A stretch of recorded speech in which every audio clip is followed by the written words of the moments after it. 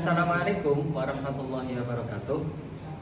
Pada video ini kami akan mensimulasikan mengenai kasus hukum Badan Usaha Perseroan Terbatas atau PT dalam perspektif hukum perusahaan dan kepailitan.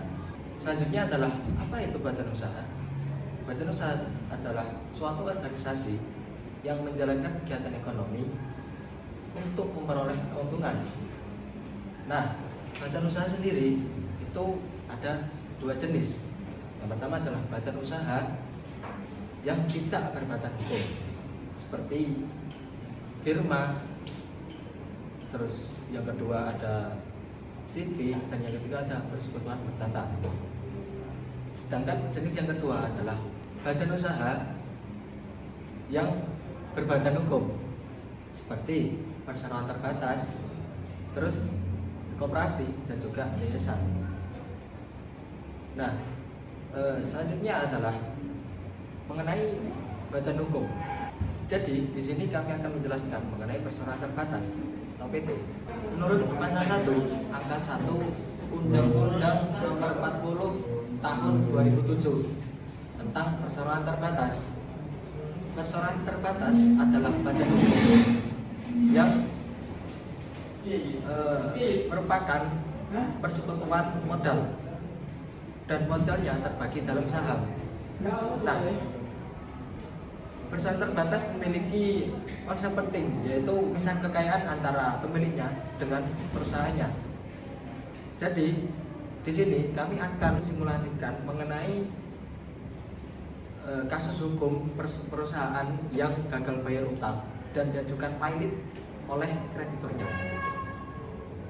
Selamat untuk menonton simulasi kelompok kami. Terima kasih semua yang sudah hadir di sini.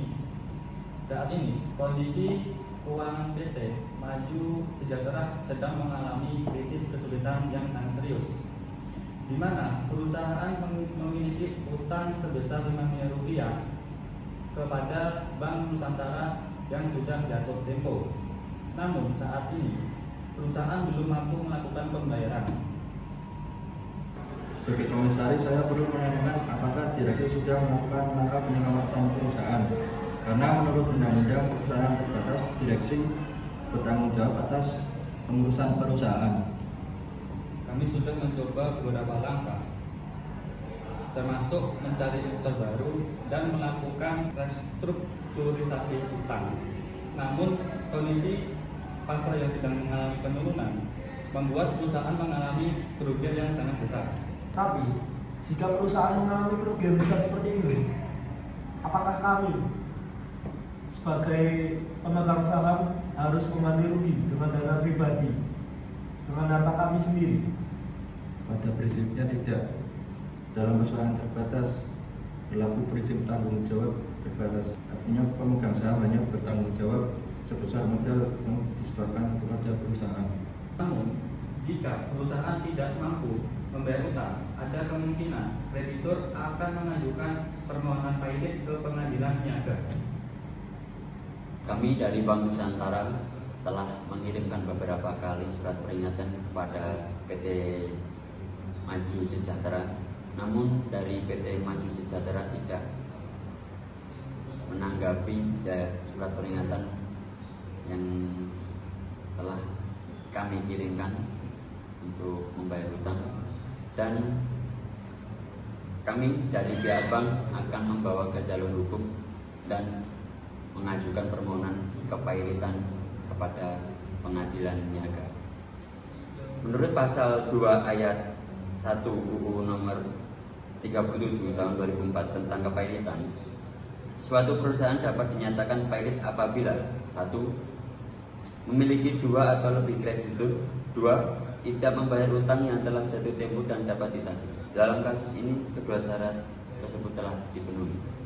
Sidang perkara permohonan pailit terhadap PT Maju Sejahtera kami nyatakan dibuka dan terbuka untuk umum.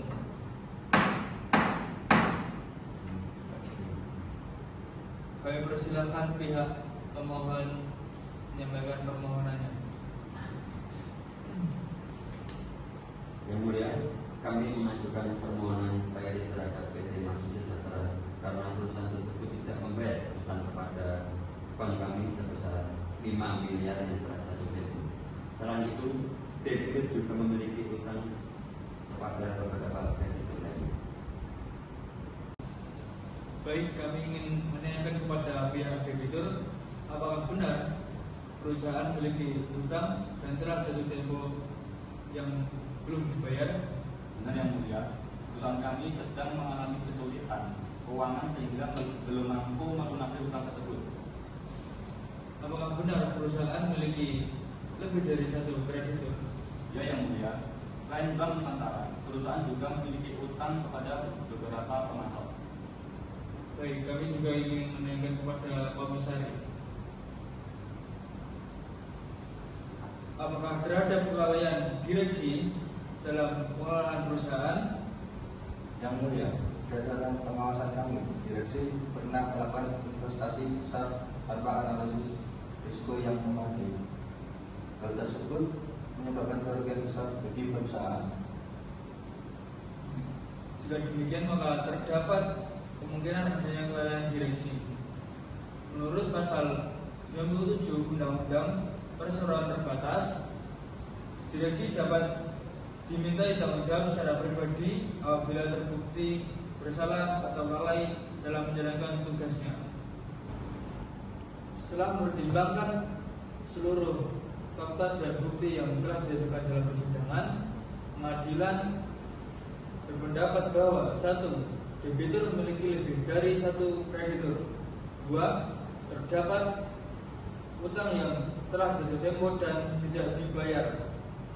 Dengan demikian, berdasarkan Undang-Undang Kepailitan, Majelis Hakim memutuskan PT Maju Sejahtera dinyatakan pailit.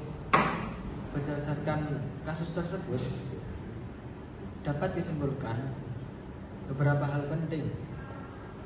Yang pertama adalah perseroan terbatas merupakan badan hukum yang memiliki kekayaan yang terpisah dari pemegang sahamnya.